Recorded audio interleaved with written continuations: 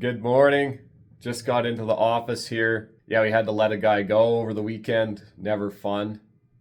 And Cassidy actually let him go with support from me. We talked about it first, but never fun letting someone go. It's not an enjoyable thing to do, but it has to be done sometimes if they don't align with your mission or your culture or values. So we're still looking for more laborers and framers. So we got a few applications, actually, a few guys I got a call today for that, as well as a few people on the sales side to call. So we'll keep on moving.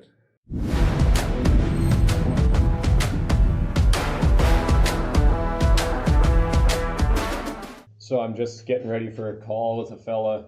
We're going to be looking at designing and pricing a shop for him. Check it out here. I'll open it up. So I just have the size in here so far, and a couple other details. He's out of our area, so I added the travel and stuff in there. Yeah, a nice 30 by 50. Once we get on the call with them, we'll do some editing and add stuff in.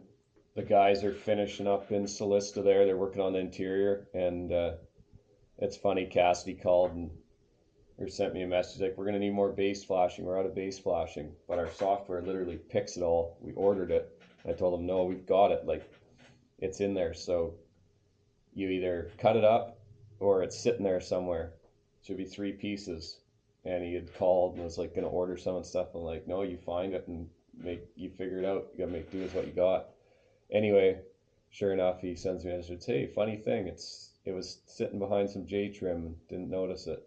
So if a guy had just let him order it, then we'd have a bunch of extra base flashing that we didn't need. But because of our software, we get the exact right thing. So I was confident that it was there, unless it didn't get shipped for some reason. Everything else showed up, so pretty good chance it'd be there. And we're just waiting for him to join. It's 1 o'clock now. He should be joining any minute. I already texted him earlier. Made sure 1 o'clock would work. You got her figured out. That's good. Awesome. Well, thanks for taking the time to get on this call today. I know your time's valuable. How much time do you have? As much as it takes. Okay, well, we'll try not to take all day. Yeah, no problem. That's what we're here for. So we'll get her figured out. So when you say smaller doors, you're thinking like 10 by 10 or something, or what's smaller? So a couple of the smaller ones, and then like a 14 by 14 or 14 by 12, 12 by 14 or something, to be able to get, sure. I'll throw a 14 by 14 on here for now. Okay, so I have this with 10 by 8, 10 by 8, so 10 wide, 8 high there. Then you could have a 10-foot ceiling. And then this one I have a 14 by 14, so a nice big one if you wanted to pull anything bigger in there, RV or anything. Man door, where would you'd probably have a couple on here. Okay. Sure, but on the ends instead of right on the front wall. Okay. Yeah, what I would recommend to let light in is just doing some, we do them a lot of time up high for people. It's a 6-foot wide window by 2 foot deep, and we just put them up near the top of the wall. And that way not a huge fan of skylights, just because putting penetrations through the roof, the less you can put through the roof, the better, in our opinion. But yeah, putting a few windows up, even on that back wall, just up high or something to let some light in, or on the ends. So what do you think about putting a couple windows in then, those 6x2s up high? But you'd probably do something different there, maybe, or would you do windows that can open, or you just put these same windows in? Color good. Okay. Well, I'll throw 3 in the back wall here for now, and then we can take a look at how it's looking. What about insulation stuff, or you want to insulate it? Well, for now, I'll just give you an idea. We can pull this out and go backwards, but I've got R28 wall insulation in there, and then I put the metal liner that we usually do on the inside. So we've got metal liner on the bright white ceiling and walls, and R40 blow-in in the attic. So really well insulated, costing next to nothing to heat it and to cool it if you want to cool it at all in the summer. And so there we've got the 3 doors on the front, And we've got 3 windows on the back. Is that looking pretty close to what you're thinking? I don't have the floor in there right now, but we could throw that in. Yeah, well, I can show you right now where we're at, just to give you an idea since we're looking at it. We're at 306,000 with GST.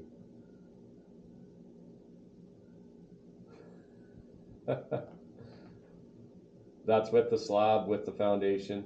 Yeah, you bet. 6-inch slab.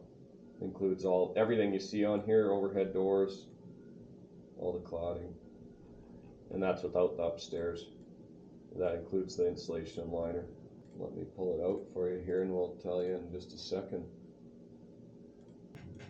Yes, that brings us to 241. Yep. Still got the slab in there, still got all your doors and everything. Foundation, yep.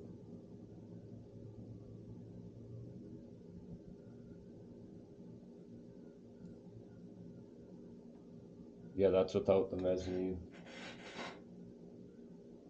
Yeah.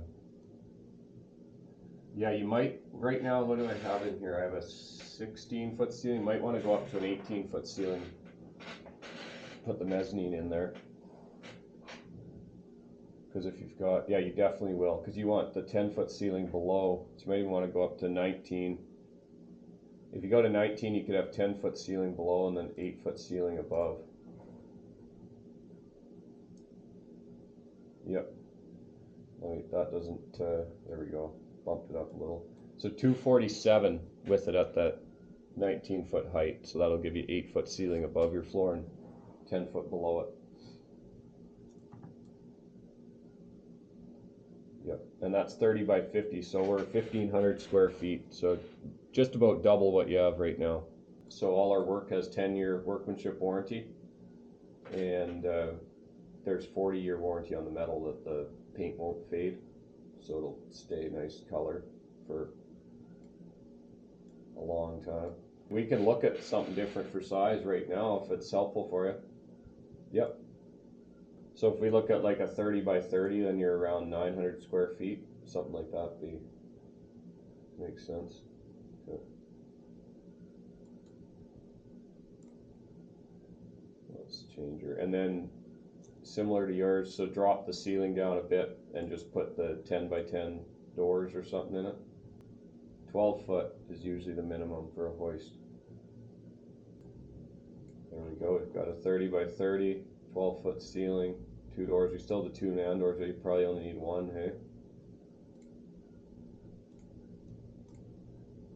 And I popped the windows out of it for now, too.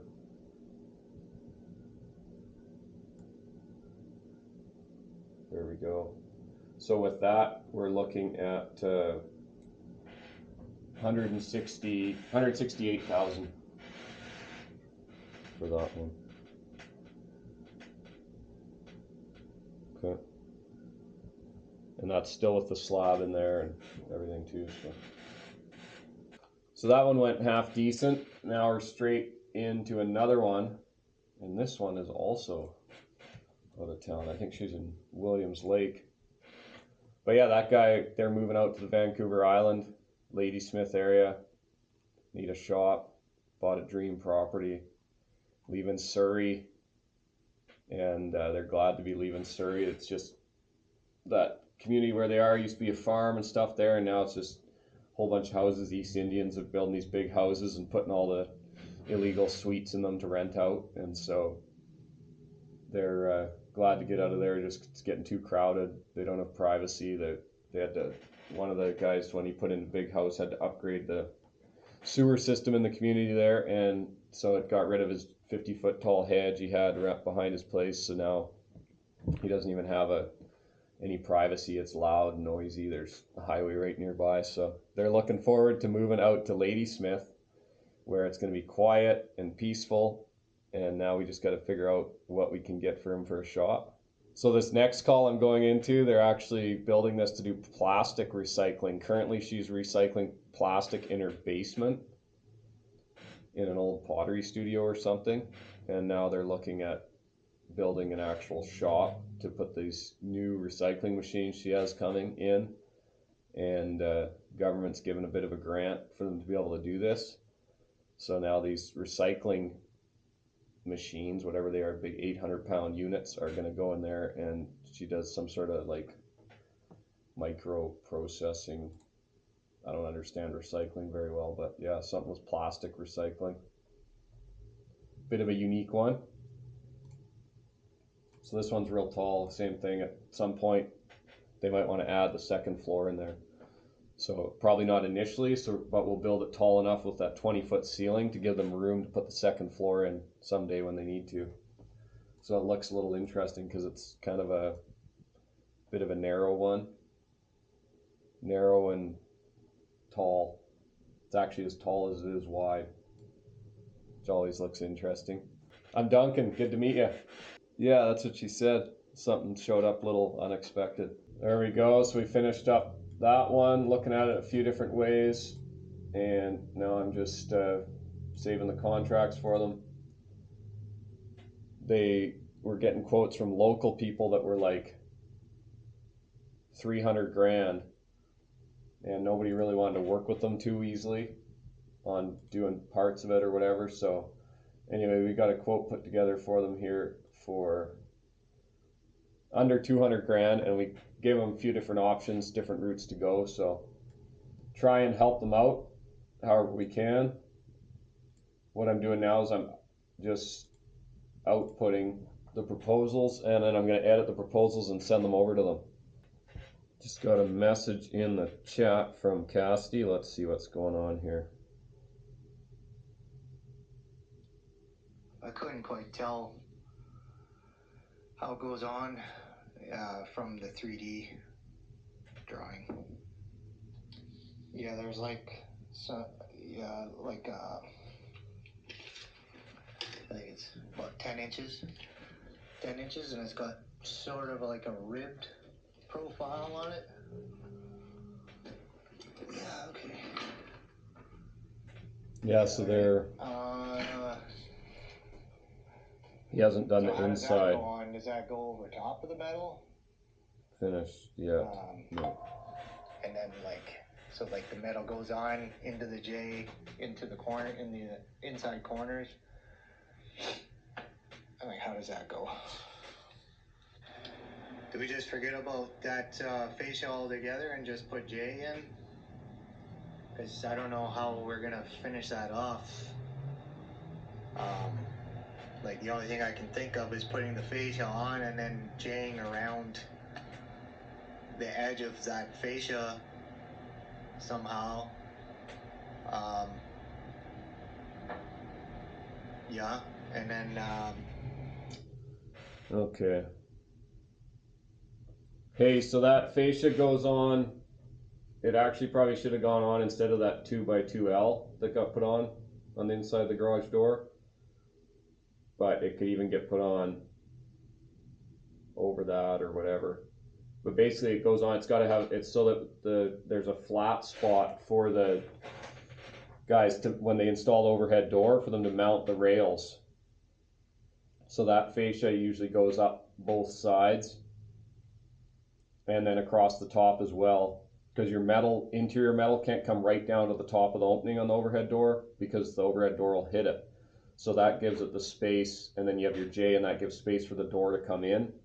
And then your side, same thing, it's space for the rail to mount where it's flat. And then don't forget, while on that note, to put in your backing for the overhead door motor, and you can call John at Vision Door if you need more info on that.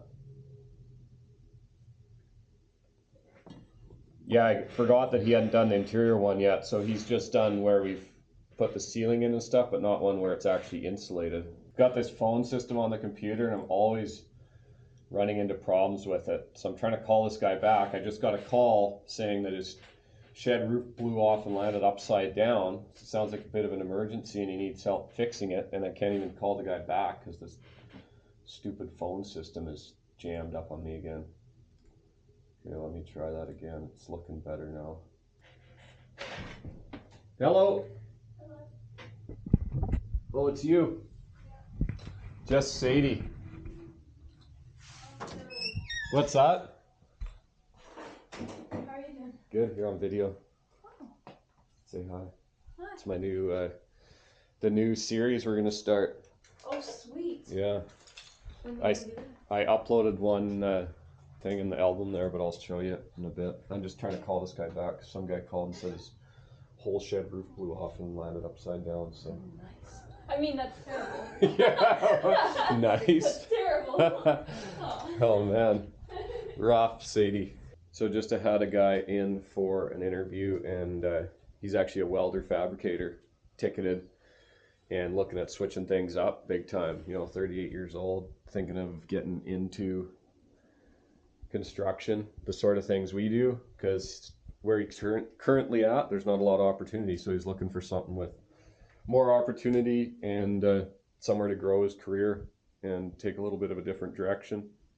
He's got some leadership and supervisor training and abilities, so could be a good asset. He's got to do some thinking and talk to his boss, and then he's going to get back to me because he wants to see what his future is there. He's thinking things are drying up, and he's going to get back to me and let me know what he figures on doing. Going through a few resumes here. I actually just had a guy call, and it reminded me I had all these resumes from a career fair we were at. So we only have 3 guys right now in the field, and we need to hire at least another 3 fairly quickly, and 4 or 5 would actually be good. So we got to get on a bit of a hiring spree here. Just heading out of the office. I'm actually, it's election day here, so I was gonna go see if it's still open to vote. I wasn't really sure if I was gonna vote or not, but I think there's about 10 minutes left to vote, and might as well go in and cast a ballot if they'll let me in. It's I just couldn't really care less about it. You know, in some past elections it's been like, oh yes, I'm definitely voting for whoever, but this one it really doesn't seem to matter. I'm not real sold on anybody, if that makes sense. But I'm gonna head down there and see, throw in a vote for old PP there probably. And just go in there and they can just let them know that you don't have your voter's card, and they'll tell you what you need to do. Perfect, thank you. Arrow, Duncan. This shows that you voted. Shows that I voted. Oh, I definitely did not vote. Does that happen very often? Seems kind of weird. It's not often, but Yeah. it does happen. Okay. It shows that it X's him as having voted on, Yeah, that's cool. yeah, So check that right there. this one And so here. basically you're declaring that you did not vote at all. If Yeah. you find that you've done a double vote, it is a $50,000 fee. Okay.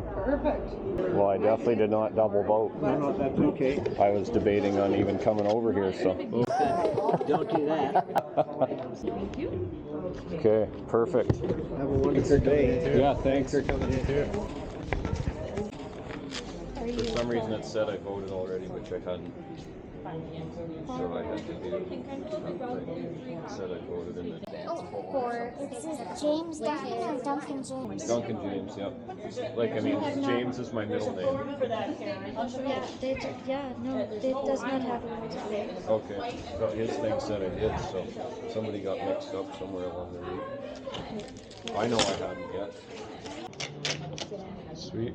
Bring it back to him just like Okay.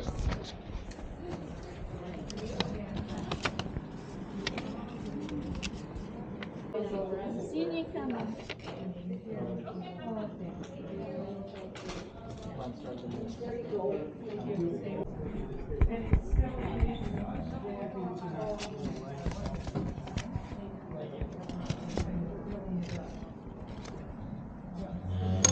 Fold it like this to bring it back. Thanks, man. Thank you for coming in. there we go. Went and put my boat in for all the good that'll do, and see what happens. Voted for old Mel Arnold here.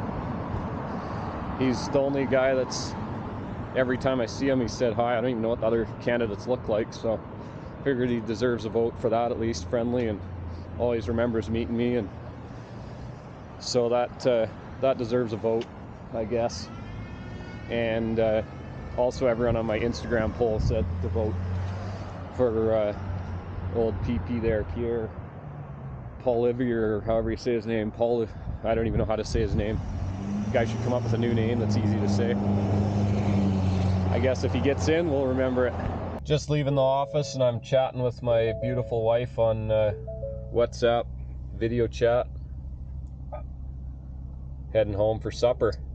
Yeah, it was a good day. Actually hired a new part-time office assistant. It's Sadie's sister. Sadie does the video editing for us, and so hiring her sister to work in the office.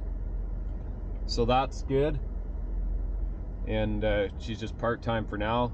She's still in school, and will be full-time in the summer, and then back to school in the fall again.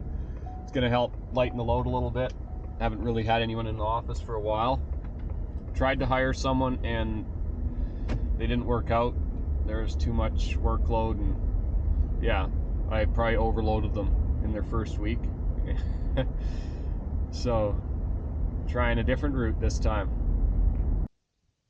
There we go, home, got my mileage put in, and time to head in for supper. Another day tomorrow. Just got to the office this morning here. It's about 10 to 7, and gonna do some role-playing practice with Dawn. She does cold calls, door knocking, appointment setting for us part-time. And then Casty and I are headed down to Penticton, where we're going to be putting in the permit application for a dog kennel that we're going to be building down there. Casty's taken over on the permitting side of things, so it's going to be a bit of a, usually it's just a one-person job to go down and do something like that, but this is going to be a bit of a training for them. And this one we're a little more involved than we've been on a lot of projects. We're actually coordinating all the sub-trades and everything like that. So we are doing that for them because they bought the kennel from us. Going to be on the road all day today, so getting off to the gym here. I actually didn't get to the gym yesterday, so I will get there today and do yesterday's workout instead today. And that way, I'm going to be sitting all day. I'll actually be able to burn a little calories here this morning. Throw some pre-workout and some creatine in here. Get a guy going good. This creatine is very light powder. It actually burns if you accidentally breathe it in. And then this pre-workout, Dominate, the best pre-workout that I've found yet. But I do want to make sure, because I will say I don't know which room is their dog grooming room at all. So that was one of the things that I'm having, like, based on, like, they're saying dog grooming and stuff like this. Yep. So basically what I've done is I've done one HRV for the main area at 250 CFM. Yep. With basically running along, so you know how you have those custom 1-foot doors for the dogs, like 2 feet high? Yep. Yeah, so basically what I've done is you have 5 per side. So basically what I'm going to do is I've done 5 exhausts at each door, and basically on the perimeter to suck all the moisture and smells that will be over where the dog kennels are. Yep. And then from there, that will then tie back into the air handling unit to provide the fresh air for the space. So basically we have exhaust ductwork, supply ductwork, and then I've done returns that are centrally located on low, but I will have to talk to them. And then basically for filtration is we'll be going with the very standard nice filters, like 4-inch filters, that are very easily changeable and very cost effective to replace. Because I'll be honest with you, there is no cost effective solution for filtering all the dog dirt and dust that's going to happen here. So the best route to do in a case like this is just going with a really solid pleated thick filter that then you can replace on a 3-month interval. You know what, even at $20 to $30, say $150 a year in filter replacement is way better than spending $1,500 on an electronic air cleaner that's just going to get buggered up. Yeah, exactly. That makes sense, and I think they'll like that. So for the radiant system, I've designed it currently I basically have a full radiant design. I've designed it currently with a 1 thermostat operation, or 2, or none, whatever they really want. So they can just tell me which zones they want individual control over, and then we can just add a thermostat. But it's a single manifold, so I've got that ready to go. Nice. And then, basically at the end of the day, like the largest thing that's going to be their consideration is it's not a heavy duty design, but I just need to get more, exactly like what they're wanting, because the problem is this can they want radiant and they want air conditioning and they want all this. All of that constitutes as a lot of bloody money. Right? So like one of the things that I'm going to have to go over with them, and I want to talk to them, like, we got to look at budgets, is just the radiant system alone is going to be like $30,000. And then their HVAC system is going to be close to $30,000. And all of a sudden this kennel is going to have a $75,000 HVAC cost to it, which is not out of the realm for dog kennels in a commercial property. But again, they might not have that expectation. So that's where going through and it's showing them this, that, and this might go and say, oh, that's what we expected, or, oh, hang on, what other routes could we go? For sure. Right? Because at the end of the day, so, and then one more thing is because it's a dog kennel, and because they don't know if they're bringing natural gas or propane yet, I have made it so that there's 2 separate sources of heating. So if they ever ran out of propane in the middle of the night, that the electric air handler will still produce heat. Okay, cool. Yeah, that's probably a good idea. So I've done 2 systems just to make sure. And then I've got a little bit more questions for them that I need to get answered, but I kind of want them to kind of see my rough, my desk design that I have is all through my iPad, and it looks like a 4-year-old may have colored it. But basically, I want to go over that kind of stuff. I've got all the radiant design and everything ready to go with the combi boiler.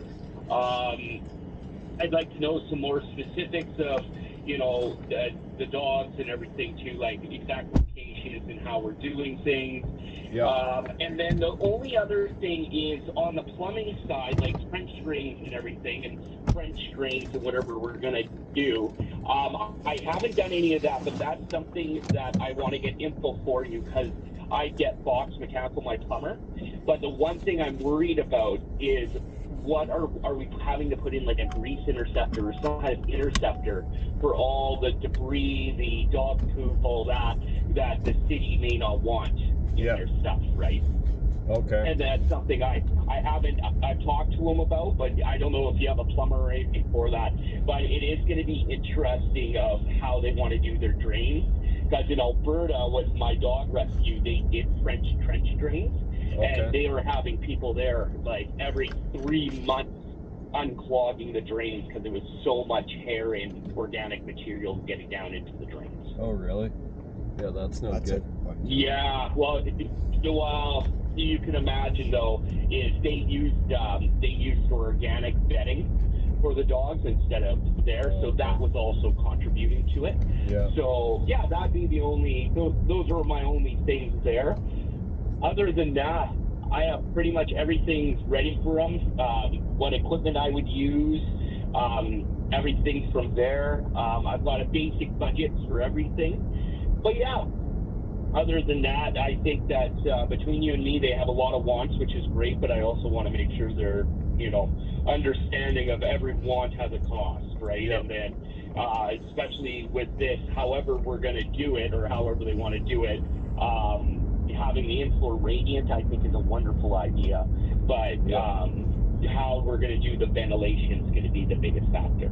Okay. Which is super, and that's going to be the big one, and that's going to be our air changes, that ERV and the returns, and then too, how much zoning and control that they want as well too. So yeah, but other than that, if that makes sense to you, it's not too over and above anything.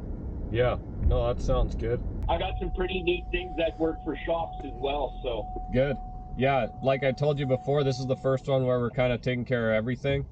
And Cassidy's coming with me today, and he's actually going to be your main point of contact from this meeting on, and kind of taking over that side of things. I don't know if you have electricians in-house, or if you have any you recommend, or what we should do there. For electrical, I'm actually an electrical contractor as well. I actually have a great journeyman electrician who's an FSR. Perfect. His name is Tyler Stuckey. He's tremendous. So we could take care of the electrical and the HVAC. Okay. And I also have a great plumber who's works for us named Box Mechanical. Yeah. I've already kept him in the loop. He told me do my design thing, and if you guys are happy, he'll do up the quote with you. Perfect. For you for the plumbing side, and I can help take care of the electrical. Okay. And that's something we can discuss too today as well, is a little bit of the electrical requirements. But again, that's one where we need to know exterior lights, stuff like that. So there's a little bit more coordination on the electrical, but it's a lot easier than what we're doing with the HVAC and plumbing. So. Sure. Yeah, well, we'll do, you recommend that plumber, we'll for sure use them, and then we'll do the electrical through you as well. So keep it simple. Less moving parts, it makes the it better. really keeps it simple, and then we can take care of all the controls and electrical. So awesome. So what I will do is I'm going to have this ready, and I will meet you at the client's place there for 11 o'clock. Okay. It looks like we're running 15 minutes behind here, but we might make that up yet. We'll see.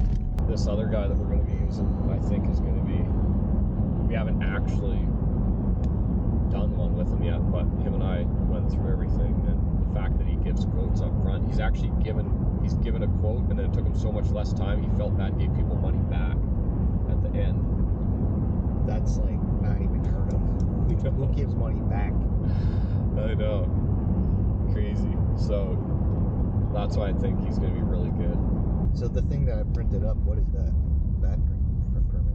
Like, this is for applying for the permit, all this applying stuff. For a permit. Yeah. That's not even approved yet. No, we got to take that all in and apply, and then they'll tell us if we're missing anything, or if we need more stuff. And the lady at the front desk will look through and make sure it looks like we have everything there. Where's the checklist? For the permit application? Yeah. There's one so every district has a checklist on here. On there, okay. So you'll see right here. Oh, yeah. Requirements for all drawings, site plan, right. Civic Works drawing, foundation plans. Right. So this is the one I'm wondering about, the Civic Works drawing. Civic Works. It's got to include site coverage and a roof and site drainage, and we don't really have that. So Trevor should be able to help us out though with that. He'll know what to do for that. So I would talk to Trevor about that. So we might have to, they'll hopefully accept that by email. Rating. But yeah, we'll have to probably. I'm in a paper clip on here, but it's gone. Yeah, there was. Is this something to do with like grain? Yeah, like the roof and the site drainage. So where it's all where the water's gonna go. And then, because it's a commercial building permit, it's kind of dumb because it's not really a big commercial, massive commercial building. Floor plan, there isn't any residential domiciles in it and around it. It's just animals. Yeah, like there's a house right there, but yeah, most of the stuff is covered. There's just there might be a couple things they want from us, but they'll email back and forth with that. And then I've got there's 2 other building permits for the same customer down in Mission on the coast. So once we do this, and then I get you rolling with the computer and everything, then I'll get you onto those ones too, and I'll introduce you to the lady there because she had some questions I haven't answered yet, and then you can take it from there. Okay. And that's for the Mission. Yeah, that's for the one in Mission. What's that place called? Volorosa Foods or something?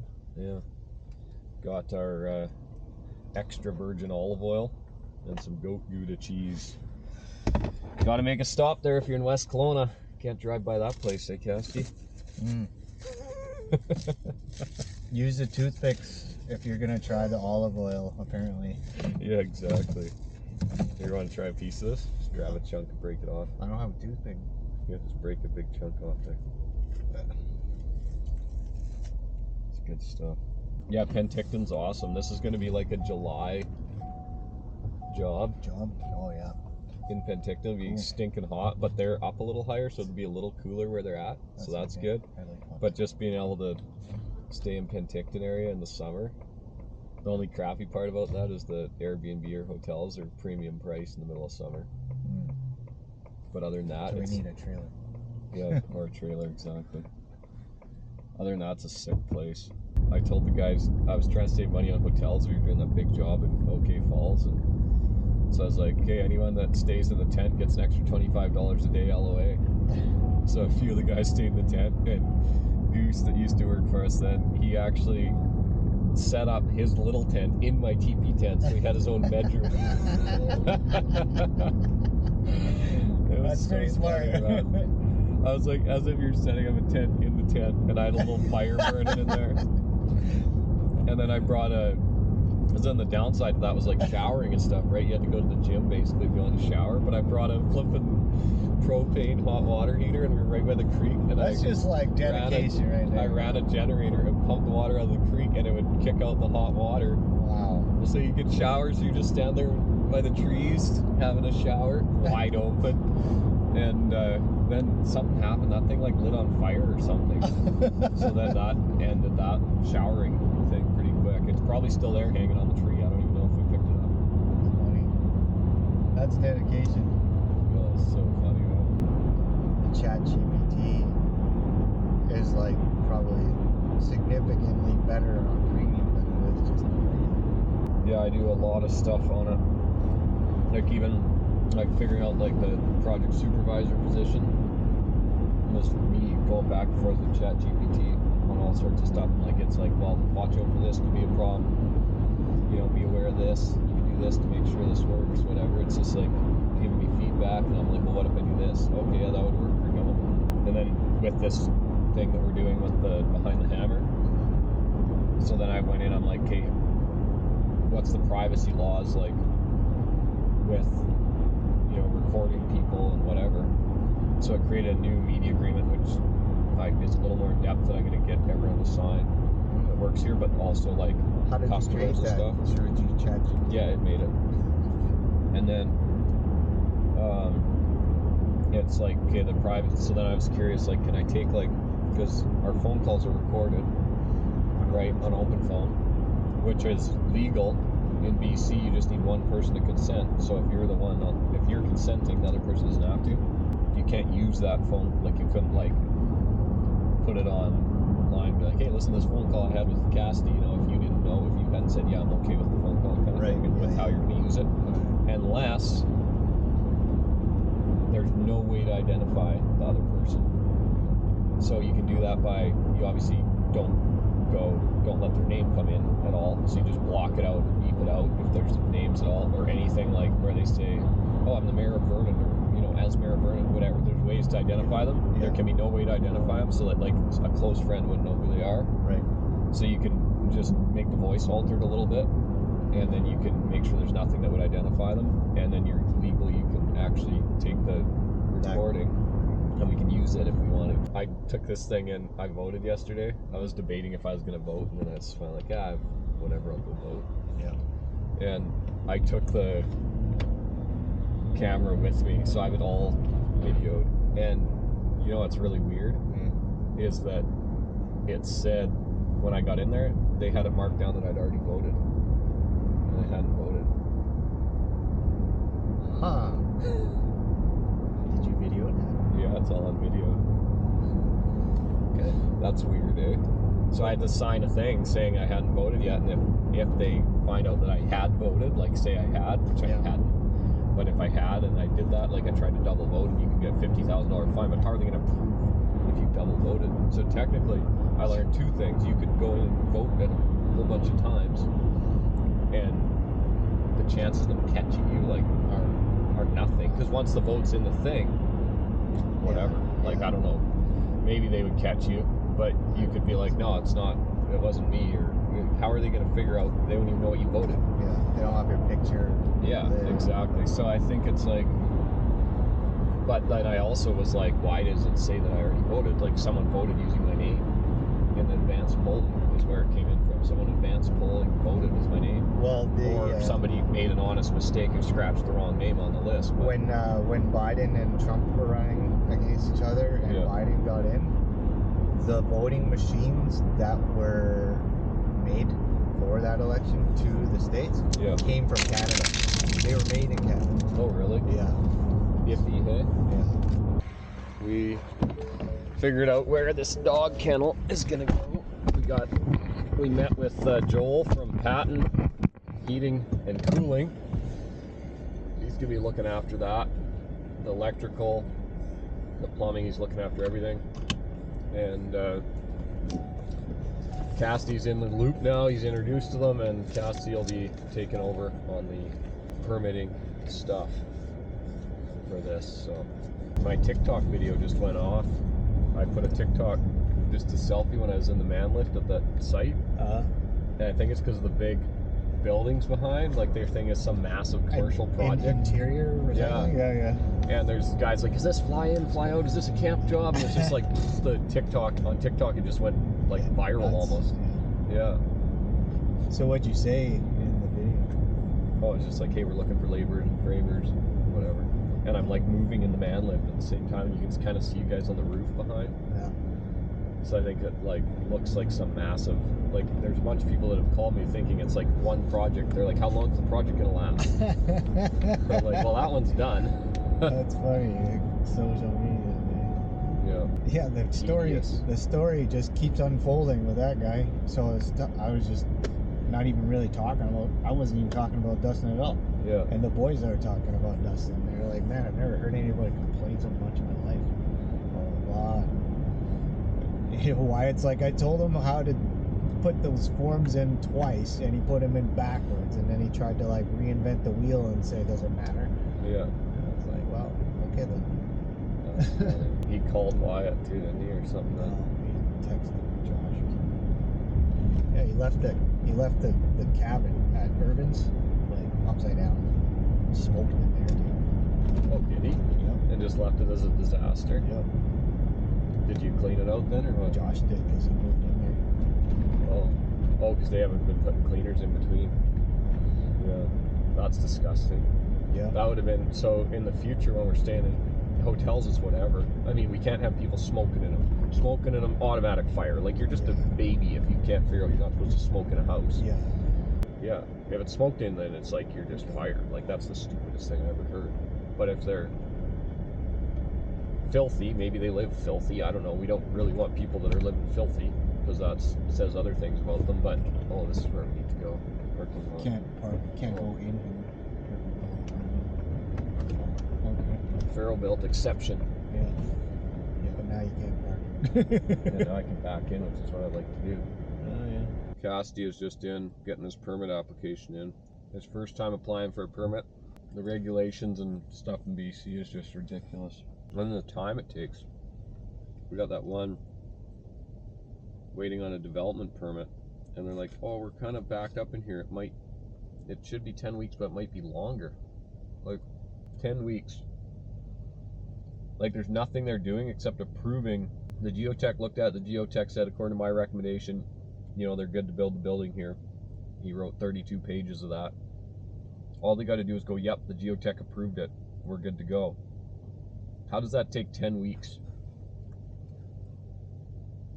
It's crazy. Like, they're either putting a bunch of time into it or they're wasting a bunch of time. And I think they're wasting a bunch of time.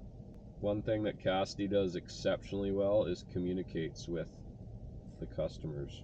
So he just met the customer for this permit, and I can see, because on our phone system I can see his texts and calls and stuff. You just text them saying, "It's Cassidy with Farrellbuilt. I'm just at the city hall right now getting the permit. Hope you're having a good day." Well, that's awesome. Communication like that.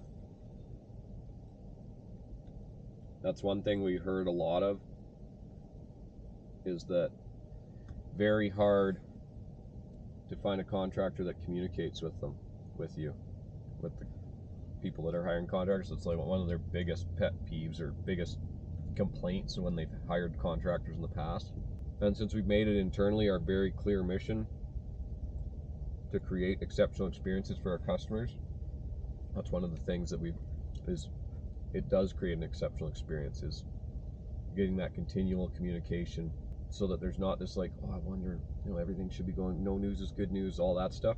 No, it's just, hey, here's what happened, here's what's going to happen, here's what we're working on, this is the progress. People love it.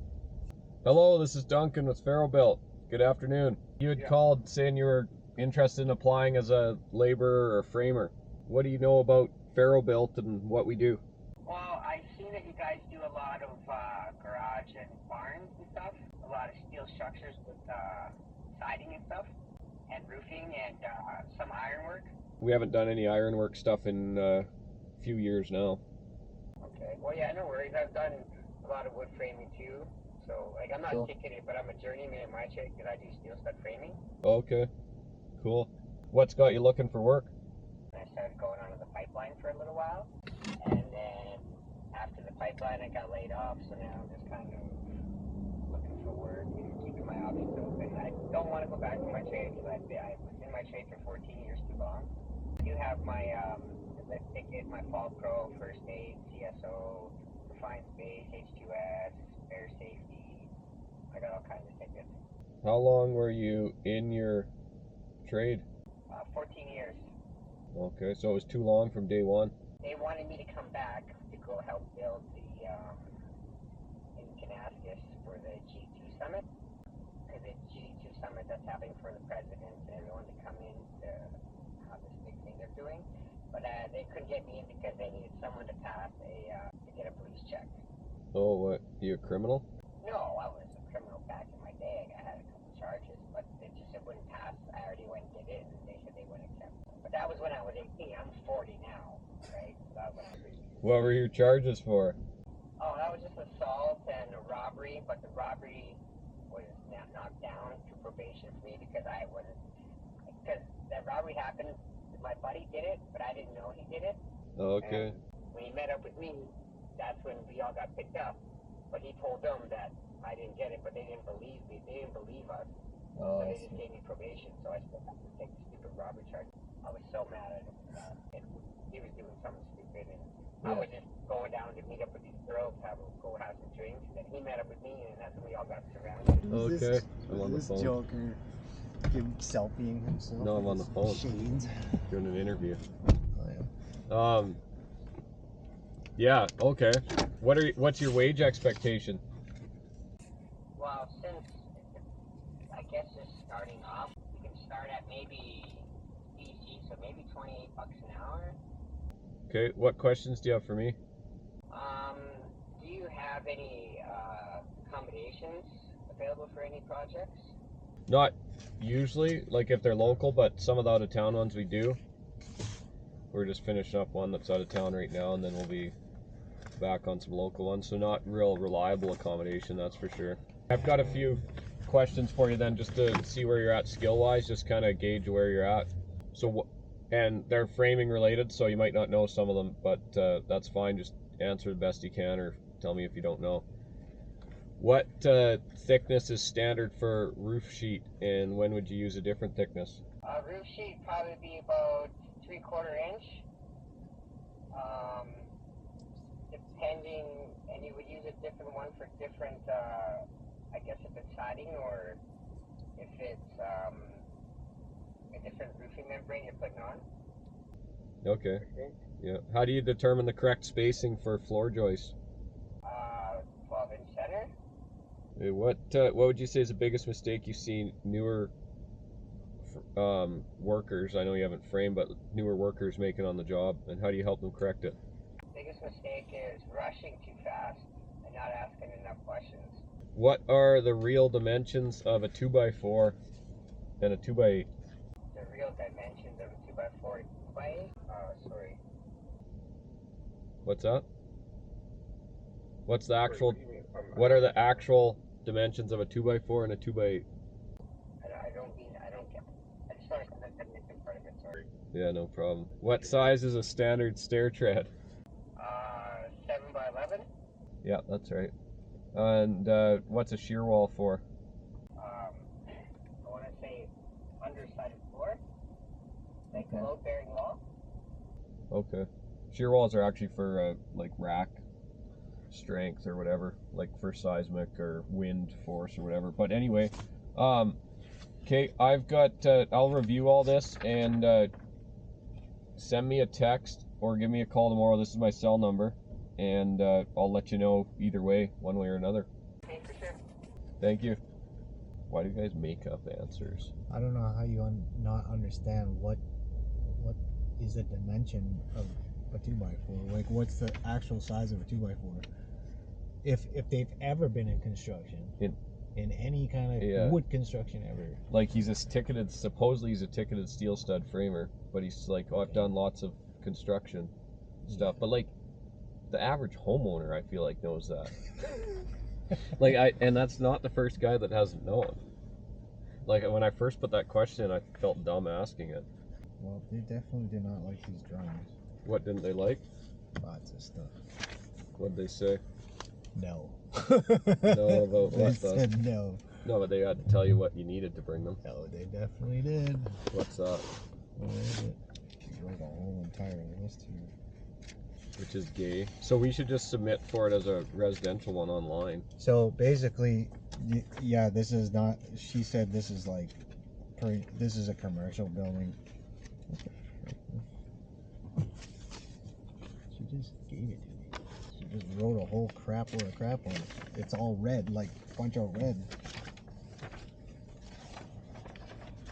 They need the mechanical design drawings. Yeah. What's an NECB? That's the thing that Joel was talking about.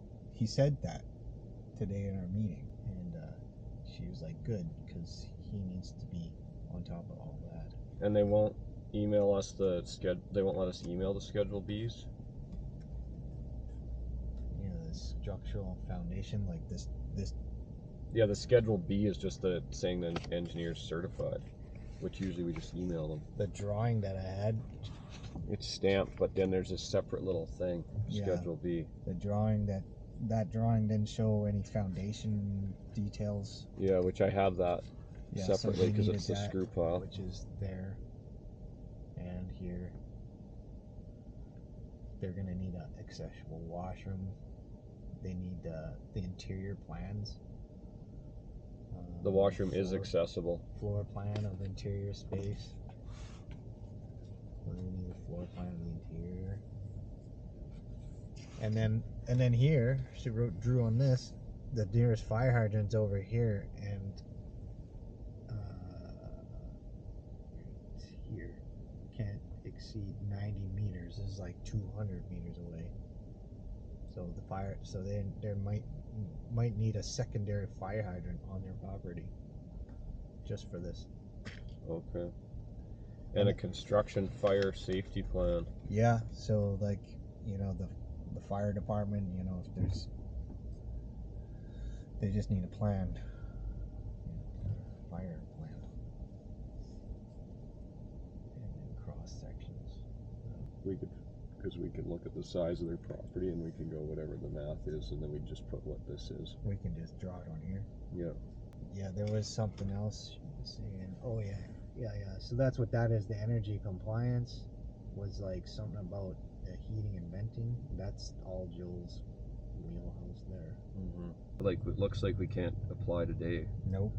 We just have to print off some more stuff. Because we can submit the mechanical design drawings that Joel gave us. So all this is Joel here. Yeah, which we have right here. We can draw this setback on that.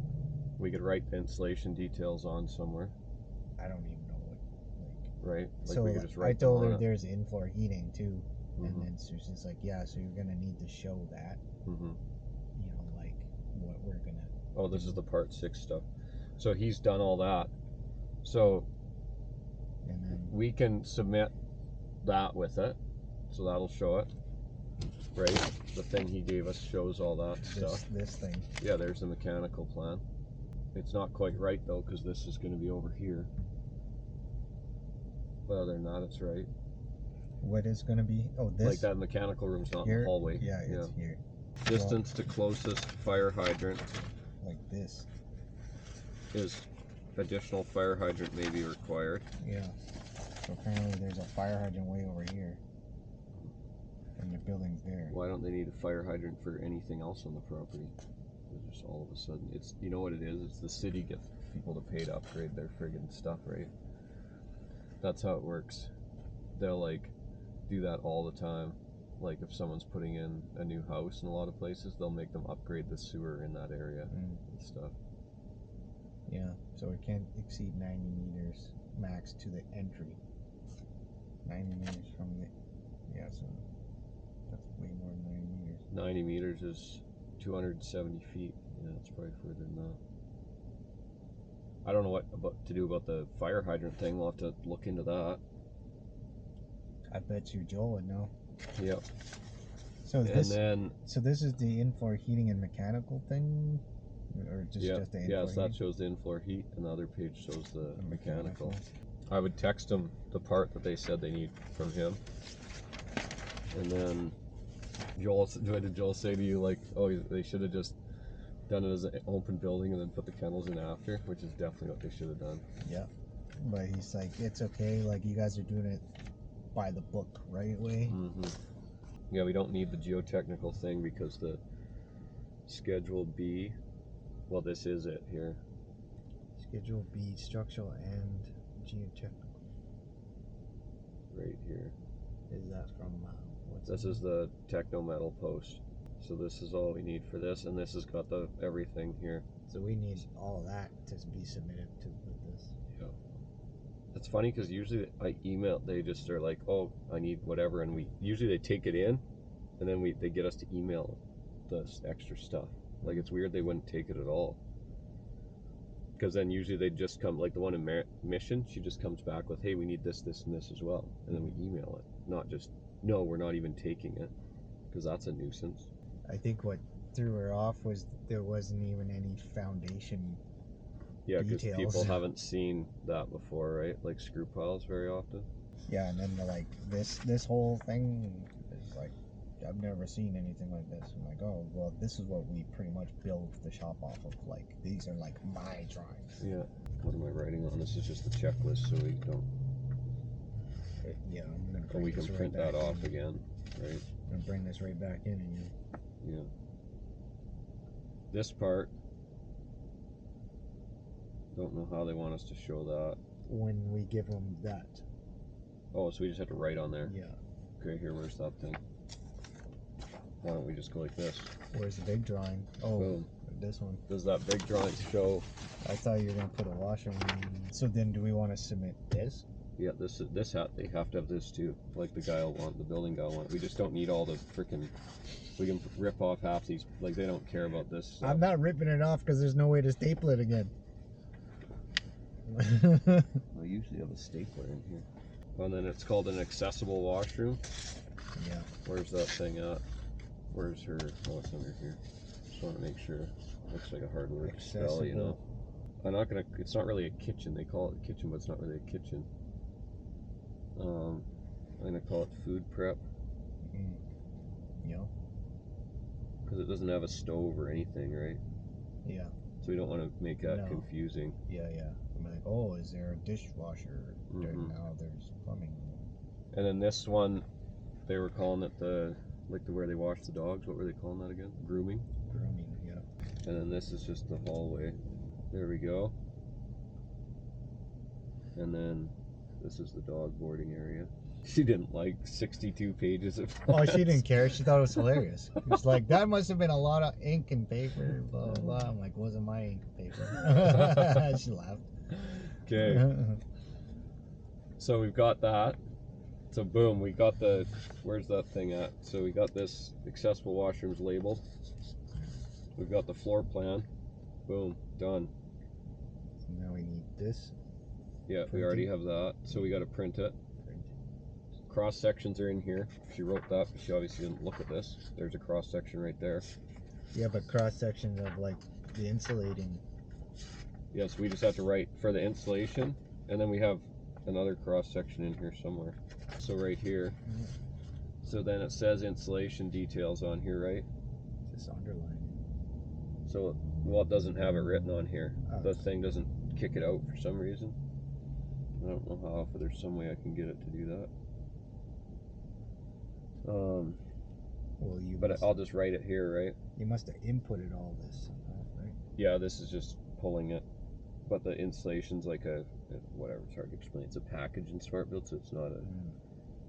So we'll just write here, ceiling R40 blow in.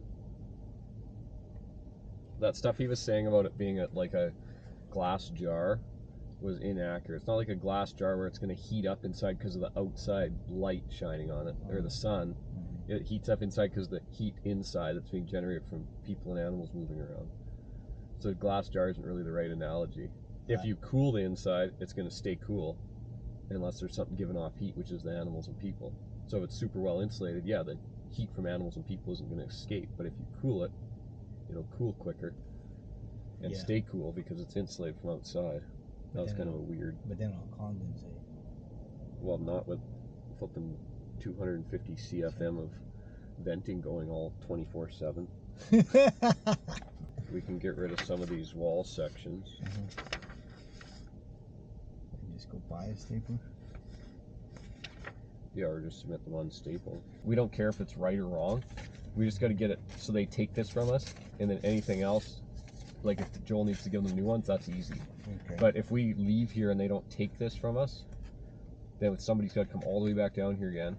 Somebody, I mean you, and frickin' do this again. So we got to get it in. Yeah. And then if we have to change some stuff, like if Joel has to change stuff, easy.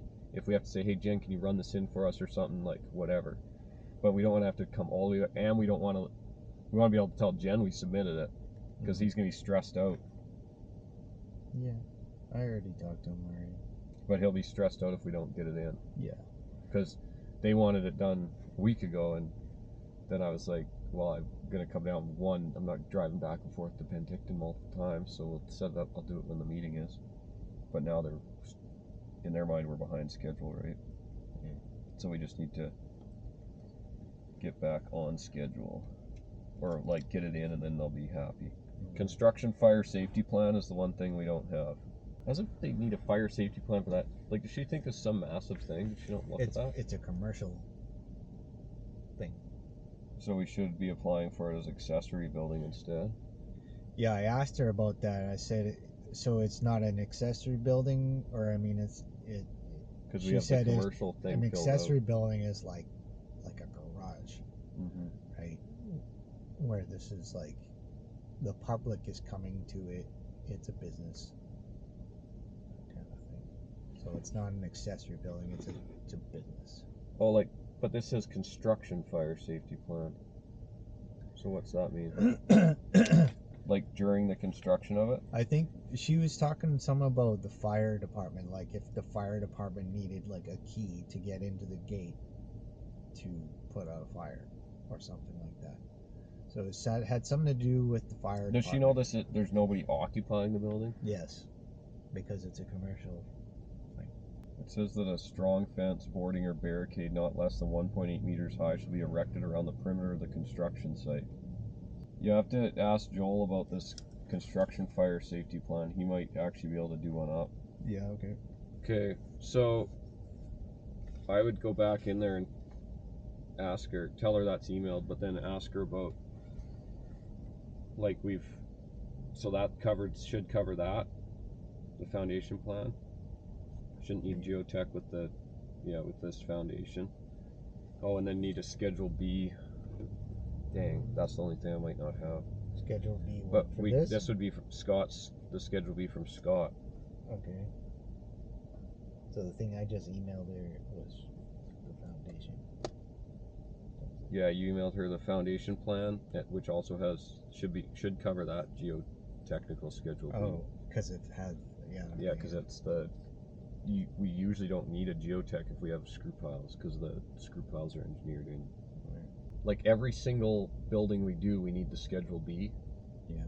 And every single time he just sends me the plans and not the Schedule B. So I've had this discussion with him when I was at I have Fulton. to be like, oh, can we get the Schedule B, please? I was at And then Fulton and I sends it. had this exact discussion with him, and there was a reason why he doesn't.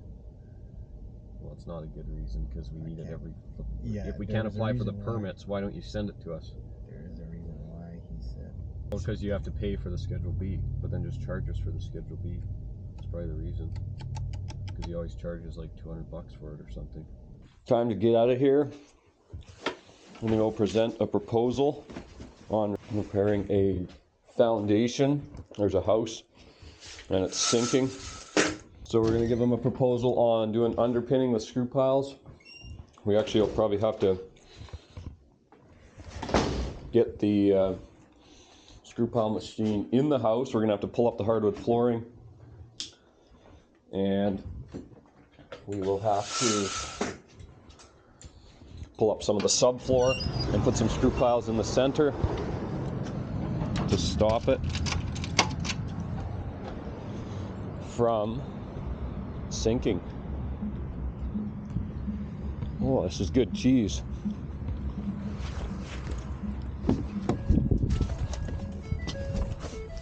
I had a guy apply yesterday. Seems like he could be really good. He dropped a resume off, and I'm gonna give him a call here in a minute.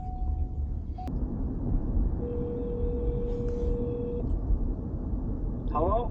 Hey, it's Duncan from Ferrobuilt. Good morning. Hello, how's it going? Excellent. How about you? Good. Oh, I'm doing good. That's good. Did I catch you at a bad time there? Oh, no, I can talk. I got time right now. Sounds good. I was just gonna ask you a few questions and see if you'd be a good fit here. Yeah, for sure. Awesome. What do you know about Ferrobuilt and what we do? I know you guys build like barns and you pour concrete. You kind of just do you can do lots of building. Yeah. I'm not exactly sure on the exact details of that, but yeah. I also know you've done a little bit of concrete. I'm pretty sure at my cousin's farm, the Reamer's house. Yeah, you bet. Yep. Yeah. So I know that about you guys. I know that you're looking for a laborer. I feel like I'd be a good fit. I mean, I'm hardworking and I want to learn. I need to learn something. So yeah, I feel like construction's a good way to go because you can learn lots. Oh yeah. Yeah, it's good stuff to learn for sure. I've heard lots of good things about it. Yeah. Good. Yeah, that's good. So, what are your goals in the next 3 to 5 years? Oh man. Well, I want to own. It's a pretty big thing, but I want to own something soon. Like even if it's a condo or I want to own something or a piece of land. That's kind of a goal of mine. Nice. Because, I don't know. I feel like owning something would be nice. I like to see the world. I want to see the world and see what it has to offer. I'm a big world guy. So. What do you mean by that? Those are my kind of two goals in I want to travel. I want to see the world and what it has to offer and go on cool hikes and stuff like that. Nice. Which I think is really fascinating, but some people think it's weird. Yeah. Yeah, that's cool. Okay. What's your wage expectations? Oh, whatever. I mean, I would like a little bit more than minimum wage, if I'll be honest, like $20. Yep. But sure. Yeah, I'm not complaining about much. Yep. Yeah. Sounds good. What questions do you have for me?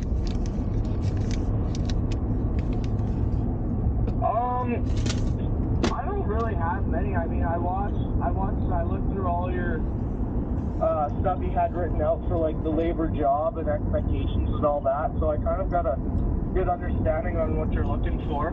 Nice. Okay. Cool. So do you have a driver's license and car and stuff? Yeah. So I have a driver's license and I have a truck, so I Okay. can get myself around. Truck, even better. There we Yeah. go. Okay, cool. Yeah. No, that sounds good. And we could kind of play it by ear for part-time in the school season, but definitely would definitely like to hire you when school's over, full-time. And we can easily start you at $20 an hour. Like that. Yep. Yeah, no, that works for me. Okay. Well, what I can do is I will send you a job offer here later. I'm just driving right now, but once I get back into the office, I'll send a job offer over to your email. I think I have it on your resume there. And that'll just Yeah, it's on my resume. and then if you want, we could talk about some part-time stuff. There might be some Saturday work available, but for the most part, it'd kind of be like, say, if you had a couple morning classes and then you wanted to work in the afternoon, that kind of thing. We could work something out like that. Yeah, for sure. Okay. Awesome. Yeah, that sounds good to me. Good. Okay, I'll get that sent over later, and yeah, look forward to meeting you in person and getting things rolling. Yeah, for sure. Thank you, Duncan. That's awesome. Yeah, no problem. Thank you. There we go. So I just met with this customer, and what we're going to be doing for them is their house is sinking. It's right beside the lake. Started sinking right after they bought it. There was a flood, and that kind of started things off, and it's just been sinking ever since, and he's getting worried that they're going to end up with big cracks in the drywall and maybe problems with their gas lines and stuff if it keeps sinking, because it's been getting worse lately. What we're going to be doing there is we're going to be putting screw piles in beside it, and we're going to be doing what's called underpinning. So there's a underpinning bracket that's going to go under the footing. The interesting thing with this is the footing is poured right at ground level, so there's no frost protection the way it was built. And we're going to be underpinning it and then lifting it back to the height that it should be at, so that inside the floor is level, because right now the floor dips off the one way. And then once we've got it back to level all the way around, there's also part of it where it hasn't sunk, and we're going to still put the screw piles in there because we want to keep it from moving. So we're going to underpin the whole thing. We're also going to have to go inside. We're going to rip up a bunch of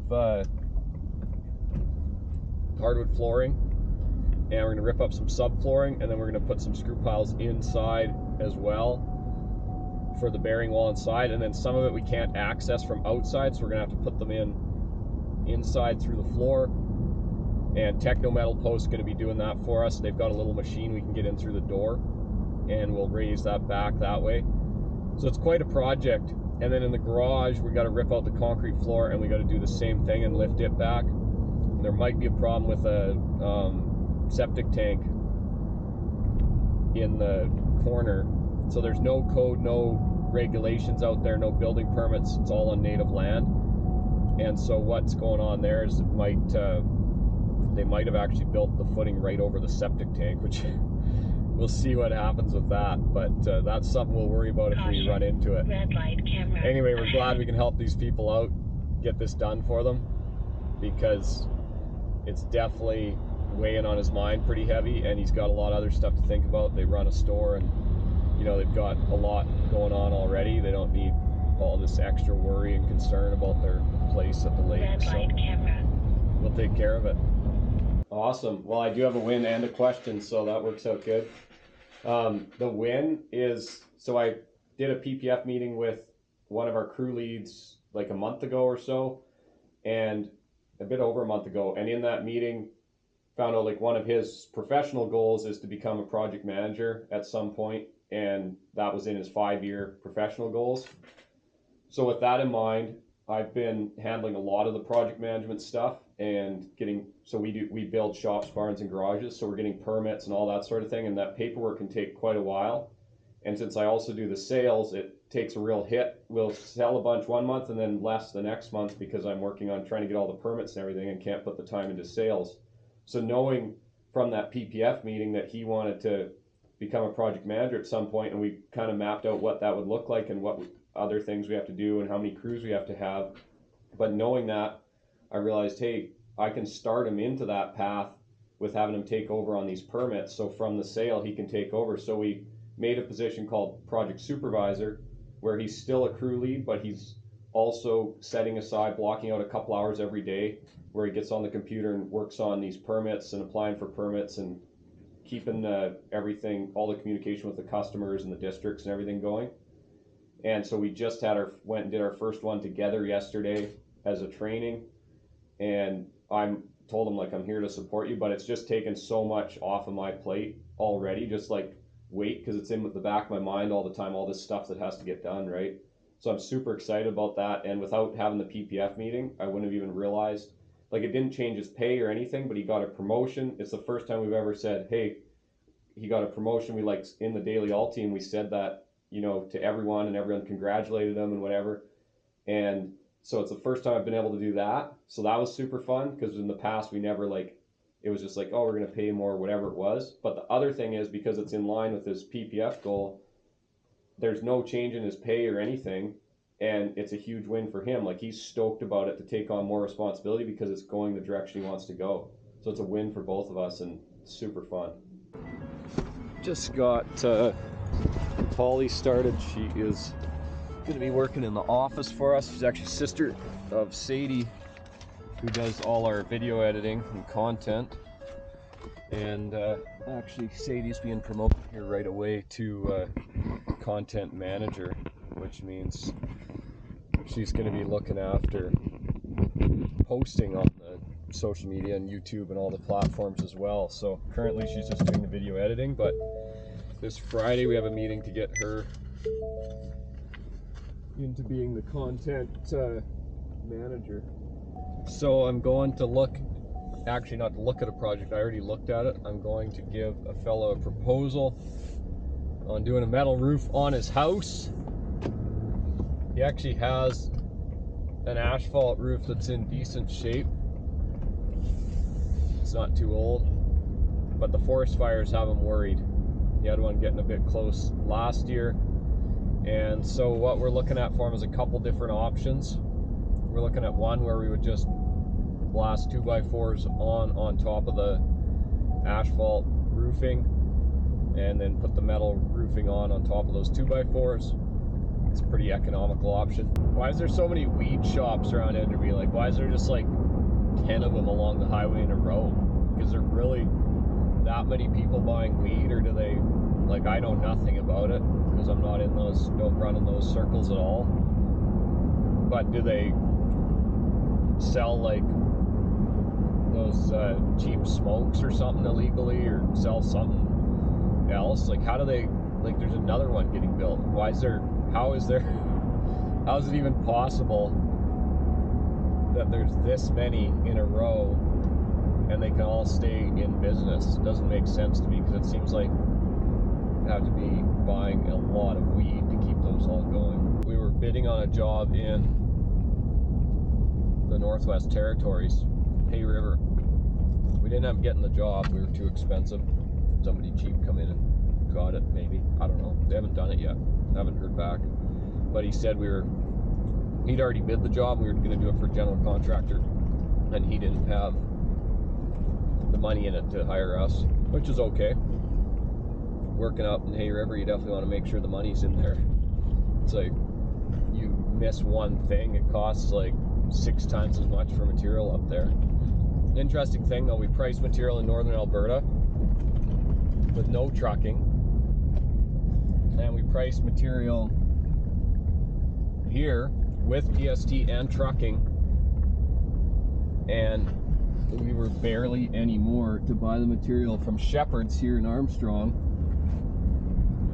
than we'd be to get the material in northern Alberta. And that was with the trucking up there with, you know, PST, because it's BC, and we were still about the same price to buy it here in Armstrong and send it all the way to Hay River as it would be to buy it 5 or 6 hours away from Hay River. And the quote up there, we didn't even have delivery in. So Chase Home Hardware has been really good for us as well. We've done a bunch of projects up that way lately, and so we've dealt with them on, you know, needing a bit of extra material here and there, because we do, Shepherd's has always treated us well, and we buy most of our material there. But when we're working in an area and it's closer to go to a local place, Chase Home Hardware has been really, really good to us, and would definitely recommend using them as well. Good morning. It's another beautiful sunny day, as you can see. Heading into the office. Got a few things on the schedule today, but it's May 1st, the start of a new month. Last month we were way under on our sales, and it's because I was doing a bunch of project management stuff, so I didn't put as much time into sales as I needed to. So we came in at only 61,000 in sales last month, and our target's 500,000, so pretty big miss there, about 12% of what we should have been. So let's try and double her this month. I came out here, looked at this old hay barn pole shed. It's on old like telephone pole style. They're set in the ground, and they've rotted off pretty bad actually. So I put together some options for them. It's got wall cladding on it. Well, it's kind of like kickboard, just stacked 2x8s or 2x6 or something. So they don't want to take the walls all apart. They don't want to put new posts in. They just want to support it. What we're looking at doing is putting a screw pile in on each side of the post, run a little I-beam between them, and then do a post saddle on that I-beam. So the farmer's out here in his field. I was just trying to see if he's coming back. He said he might be, but it doesn't look like he is, so I'm going to cruise over there. And we will present him some options and see what he wants to do. So that one's a no-go. He's got a buddy that can help him do it, and it'll cost him a lot less. And that's one of the reasons we've moved like away from the free building assessments. We were doing free building assessments for the last 6 or 8 months. The problem with that is that people kind of have you out just for kicks and giggles, which is fine. We have enough time. We're just starting to get so many appointments that we don't, you eat up 2 hours of your day here, which is fine. I have no problem doing that. But I don't like it when it takes away from other things I need to be doing with people that are already committed to us, or others that are waiting on us. So what we moved to is simply, now we're just pricing the on-sites. If they're within an hour of Enderby, it's $147, and if they're outside of an hour, it's $297. Just keeping it simple. Just requires a little bit of upfront commitment, and I believe the value's there. I mean, either way, we're going to give you an assessment, we're going to give you recommendations, and if you decide not to use us, you're still going to learn something from it. So there's definitely some value there.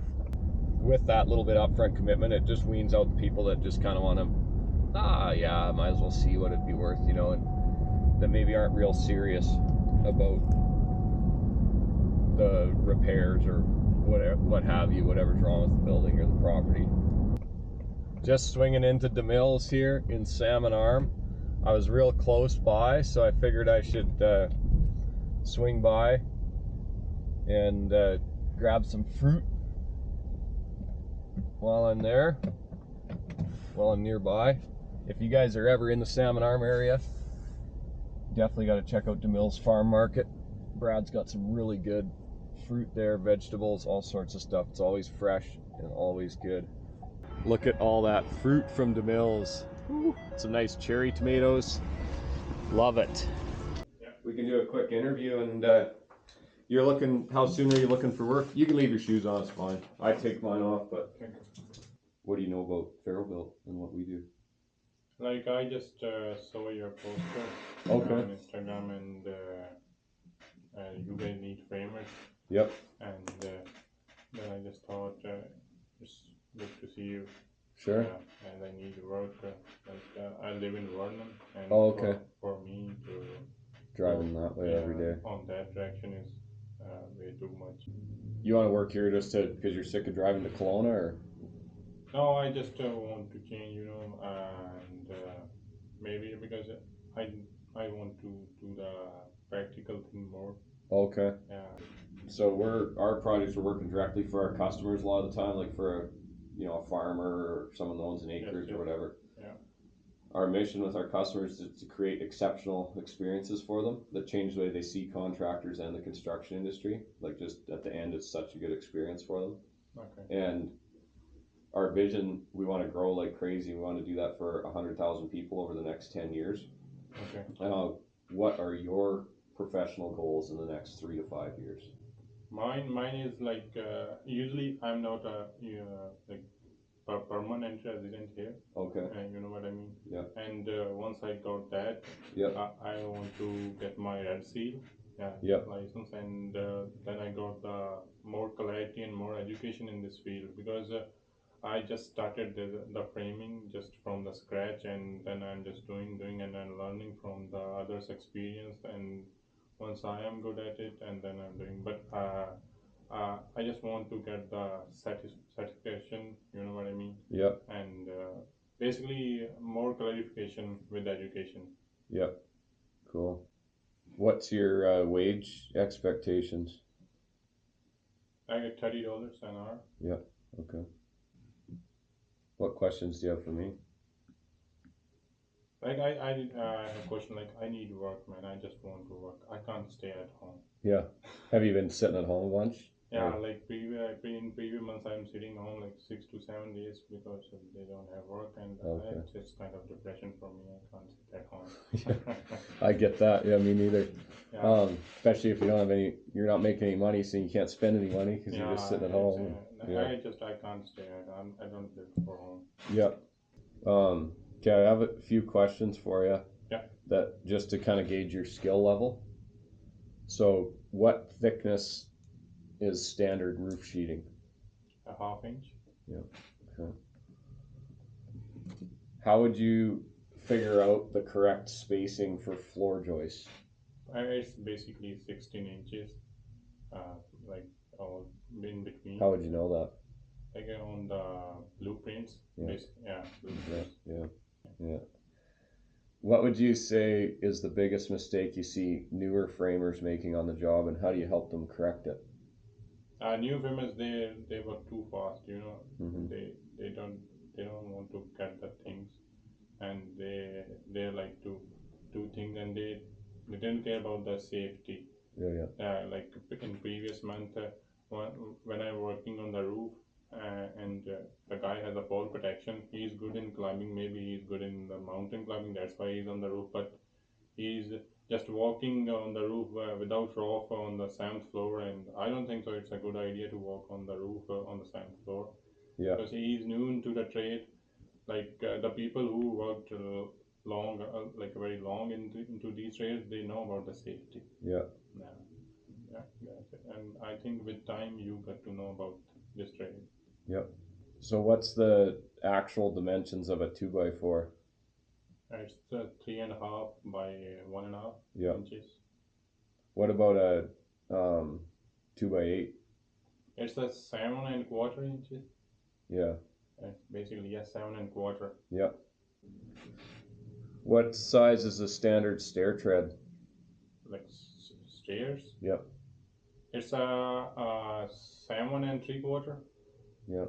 Rise and 10 inches. Yep. What's a shear wall for? Shear wall is basically for earthquakes to give the more strength to the building. Yep. It's basically the exterior walls of the houses and the buildings. But I saw mostly in residential area they put in the interior as well. Yeah. Yeah. As long as that what's that paperwork you're talking about? As long as we can figure that out easily, we'll hire you for sure. $30 an hour, no problem. Yeah. When are you hoping to start?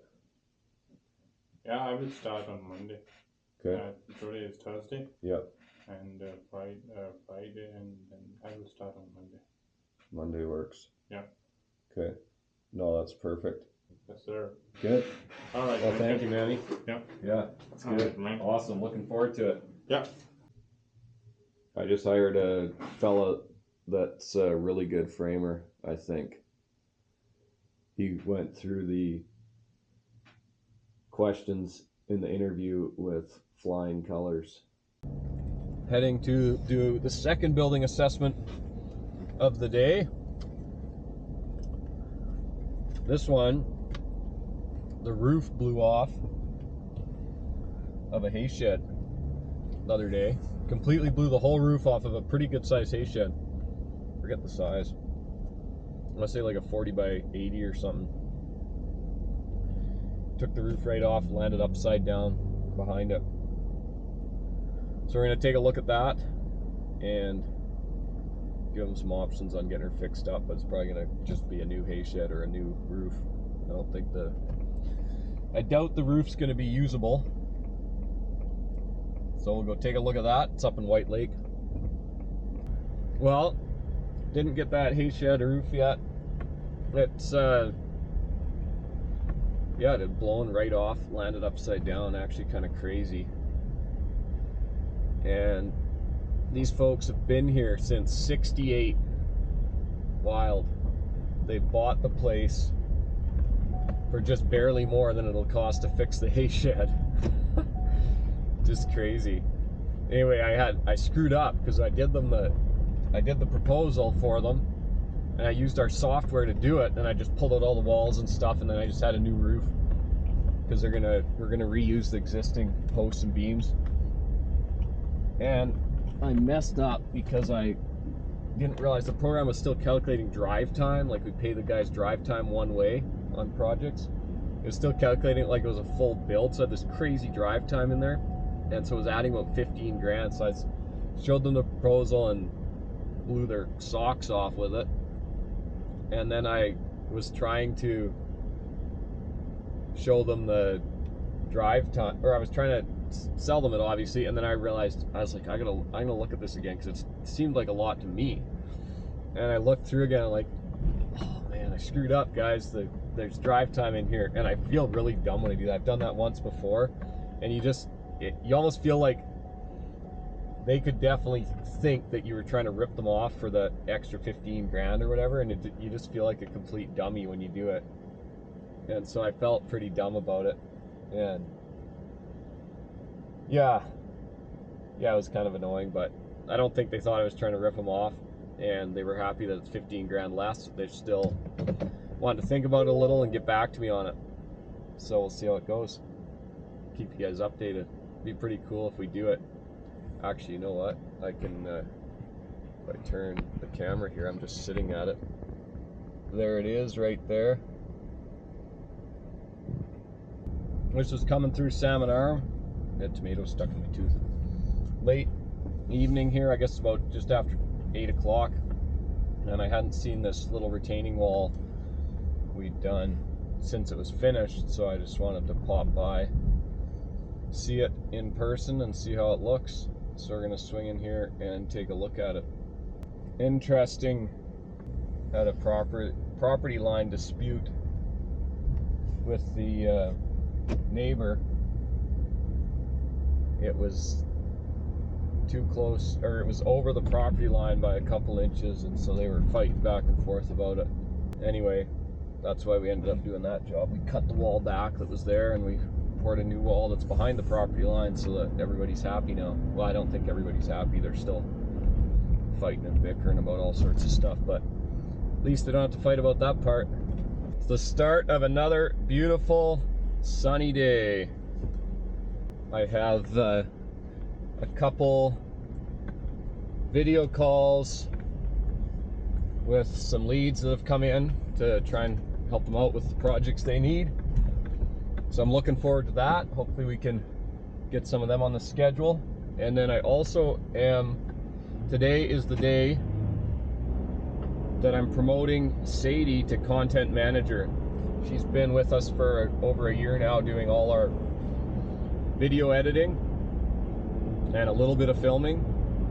And today she's going to be taking over the posting on all our social media accounts and YouTube and everything. So I'm looking forward to that for a couple reasons, because it's fun to promote people and see them get better and expand.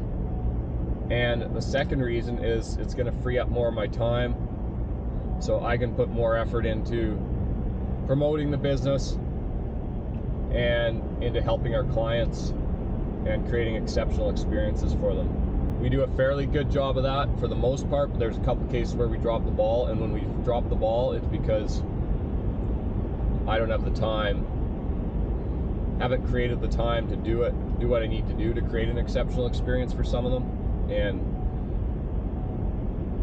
this is this is one of the steps to helping me create that time. Because right now, the unfortunate thing is just the point we're at, I have so much on my plate right now that anyone that needs help from me, like our employees, when they need help, it's hard for me to give them the attention that they deserve and the help that they need. So if I can get more of that role of helping everyone be the best they can be, it'll help us grow as a company, and it'll help us provide a better experience to every single one of our customers. So I look forward to that. Look at that nice load of logs, eh? Chop that up and build a shop, barn, or garage out of her.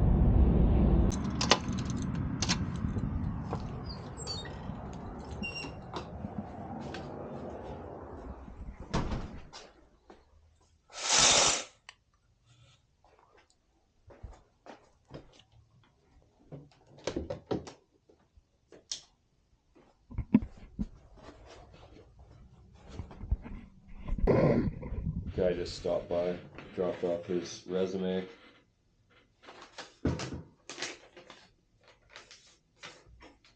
Don't think he'd be a good fit here. Try not to hire people that smoke weed first thing in the morning. What I was doing, I was looking through, because Sadie's getting promoted to content manager today, so I was creating her new employment agreement. She was hired February of 2024, and just looking through her employment agreement, I realized how much has changed since then. Our core values were totally different then, and then her employment agreement should have been updated. But the one mistake I made with that, Sadie's one of the few good employees that came out of that, but the one bad mistake I made was not interviewing them myself. When you're at the size that we're at, you should be interviewing every single employee that's coming in to make sure they align with your values and your culture, and not offloading that on someone else, especially not offloading on someone else that's only worked for you for a few months. So that was a big mistake I made at that point. But Sadie was a good hire, still is a good hire, and that's why she's being promoted. Basically, the snow stops were on building 2, right where building 2 and 3 meet together. And that's the area where all that, what we're talking about, is. Yeah, so random holes and snow stops torn off and sheet metal torn in that section. And the larger snow stop was annihilated as well. So I think that was it for that roof. And that, and like the funky, weird flashing they did, like they didn't try to put any actual flashing that shed water. They just plugged the holes with the ridge venting. Well, it wasn't even ridge venting, it was just ridge plugs, like it was styrofoam plugging those holes, which the styrofoam deteriorated, and they just recycled whatever they had and shoved it inside that wall separation between building 2 and 3, thinking that was gonna do something for themselves, but it just pretty much collected water, and they tried bending the flashing over, and yeah, they didn't put very much effort at all into that. So yeah, that's building 2 had all those issues. I thought the wall where that flashing was done improperly was between building 1 and 2, but you're saying it's between building 2 and 3? Just gonna run into Vernon. Actually just gotta run pick up a check, and I don't trust Old Canada Post anymore. I had a check mailed a while ago, or it was supposed to be mailed, from someone we did some work for in Chase area, and I was like, oh yeah, mail, it should be here next day. But I guess they have to send it to a batching place and then back or something. whatever happened, the check disappeared, and we didn't see hide nor hair of it for 3 months, and it showed up back, got returned to sender, showed up back at their office. So now I just, if it's close, I just pick it up, because I'm like, do not trust the mail. That really is not ideal when the check is just, the money is floating around in the middle of nowhere.